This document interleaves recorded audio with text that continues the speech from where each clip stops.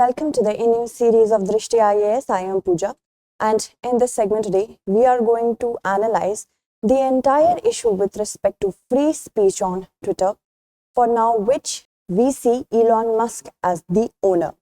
Now, this topic you must be thinking is with respect to freedom of speech, but it can also span across your GS Mains Paper 3 and also Paper 4. So from the perspective of prelims, bit of the facts, and from the perspective of mains, the analysis. Let's begin with the news. Now, as you see that after 1 month of tussle with respect to if Elon Musk is going to acquire Twitter or not, he has finally done so. And now after acquiring Twitter, he has said that he's an absolutist when it comes to free speech. He says that if anyone who is a staunch opponent of Elon Musk, even if that person is going to post anything on Twitter, he will respect it as he's an absolutist for free speech. This maximalist approach with respect to free speech has rang the alarm in not only in India but also around the globe, because Twitter we see is always in some kind of the hassle with respect to what information should flow on the social media platform and what should not. That's between Twitter and the government.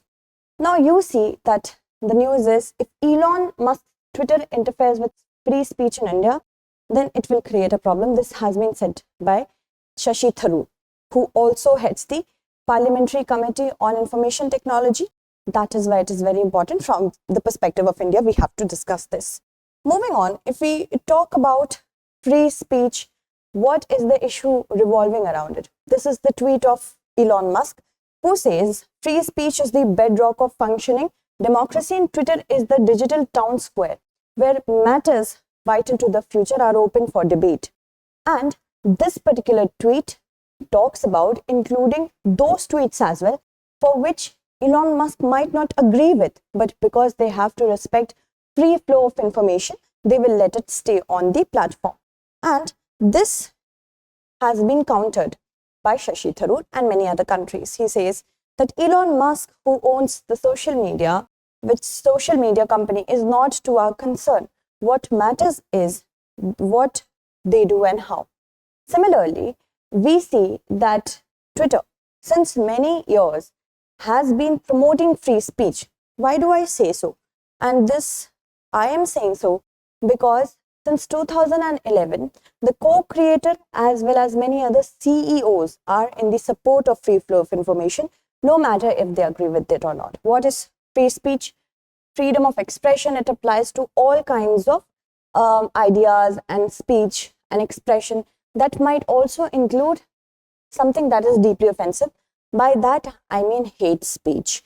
Hate speech and the line between hate speech and something that is deeply offensive is very thin.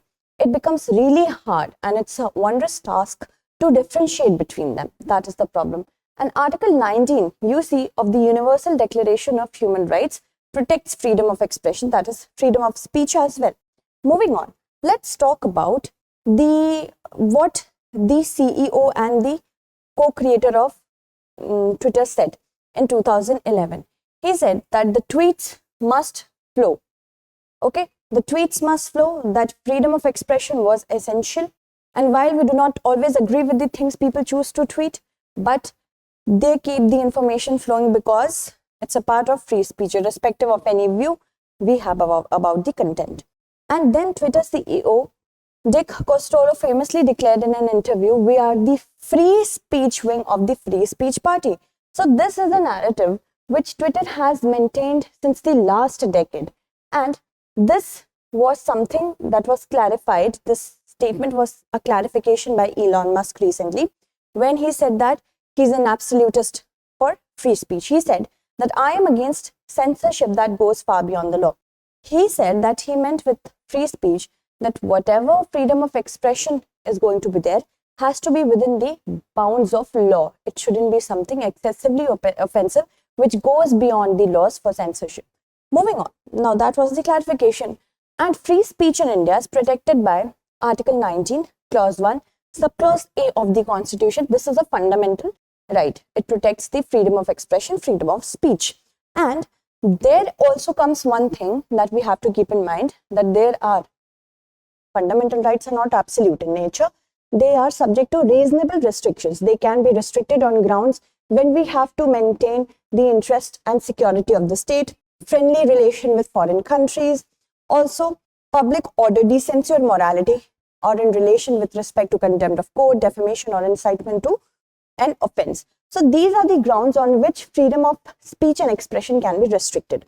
Somebody like me, suppose I stand in a crowd and I start saying offensive things against any court. I start saying anything against the minority community or the majority community. So that will of course be restricted, and I might turn myself by those very actions behind the bars. Why? Because it is offensive. Similarly, digital frontier is so dangerous nowadays, as it is openly accessible, cheaply accessible to everyone. So I can make numerous IDs which are fake in nature. I can start an offensive against any person, any community, any institution, and that is something, if it goes unchecked, it will create havoc, it will wreak havoc for the society. Then the principle of reasonable restriction has been upheld by the Supreme Court itself time and again. So you see, it's not absolute in nature.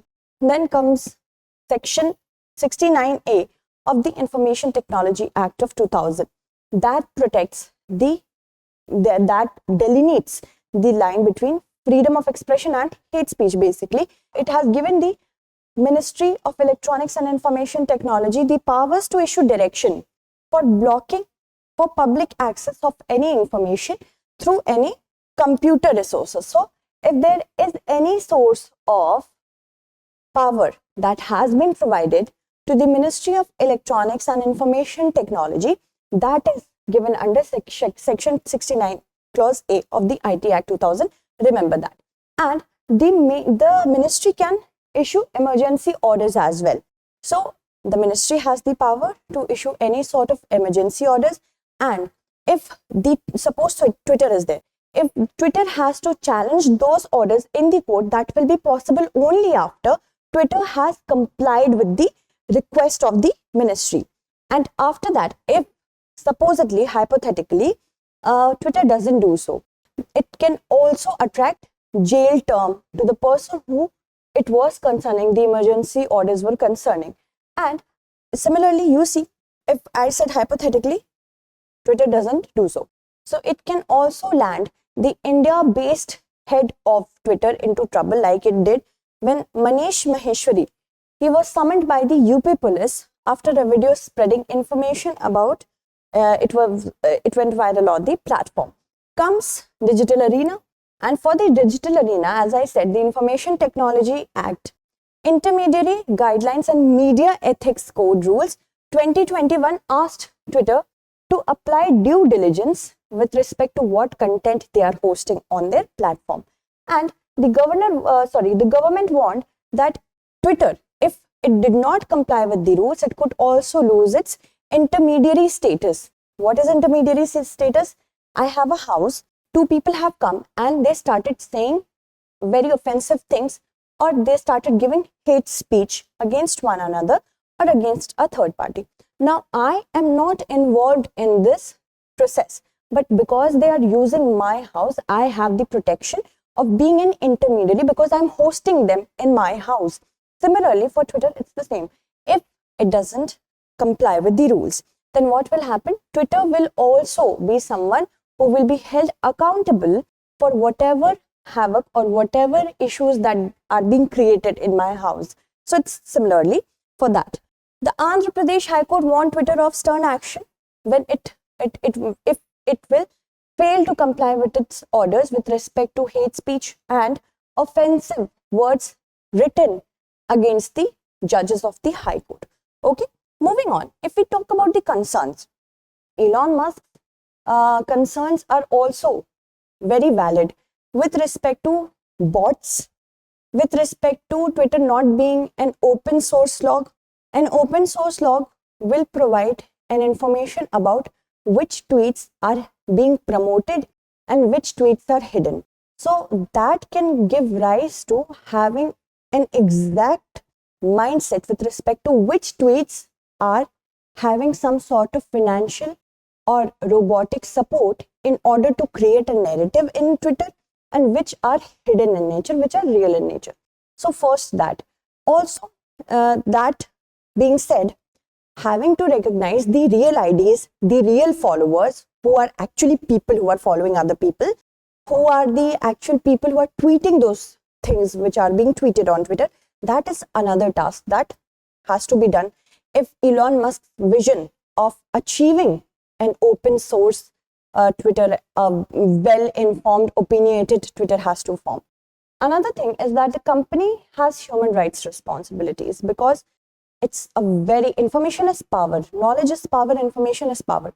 If Twitter, being such a huge social media platform, does not get this proper fact into its mind that these social media platforms are able to create a cloud for some person, are able to create a political cloud, social cloud for some people, it might give rise to following of that person. And of course, when followers increase, narratives will also increase.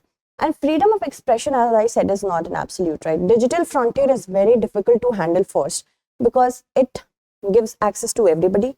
Anybody can say anything without any accountability. That has to be regulated. Then comes information distortion and unparalleled access, which I have already addressed this portion. If I talk about that, there is information distortion. I can tweet anything I want by saying, okay, by hearsay, suppose I heard something, I added something in that, and I propagated that particular information on Twitter. People who are feeling validated by my opinion, they will not check that the information I gave to them is correct or not. They will start tweeting, and this can create mass hysteria. Mass hysteria is very easy to be created, can be very easily created through social media platforms, because it has a lot of clout. What is the way forward? First, European Union has brought out a sweeping law for making Twitters and other social media platforms accountable for the content they host. There should be a global consensus on what is free speech in the digital frontier, and to supplement that, every country can have their own national legislation to enforce that. And importance of demarcation should be defined by Twitter and other social media platforms, so that if reporting has to be done, it can be done on clearly mandated lines. Okay, now let's move on to our means-based question, which says, in 2018, Amnesty International published research that found that Twitter is a platform where violence and abuse against women flourish, often with little accountability. We have to comment. So before I go, I would like to take the names of those who have answered the yesterday's prelims question correctly. Many of you have answered it correctly when I went through the comment segment. So I would like to share the names of those. Just bear with me a moment. Okay. So yes, Kashish Vashisht has answered it correctly, because both 1 and 2 were correct. Okay. Then comes, yes, Dinesh Pradhan has also answered it correctly. Sonia has. Then also Jitendra. No, he was asking about Russia's military expenditure. It is given on in the segment itself. You can go and watch it. Then Kartike has answered it correctly. Jay Sheila has answered it correctly. Abhishek Alwadi has answered it correctly. I hope I took your name properly. Then Sonia Yadav has answered it correctly. Raghavanel, Pooja Singh, Puneet Sharma has answered it correctly. Nibha has answered it correctly. Nikhil has answered it correctly. Medha, Kishore has answered it correctly. Then Rashmi has answered it correctly. Tripti, it's C actually, it's not A. Okay, Sumit has answered it correctly. Vicky has answered it correctly. Then Pankaj has also answered it correctly. Okay, so stay engaged. I will try to bring more preliminary questions for you. That's it for today. Tomorrow we shall meet again. Thank you so much for watching.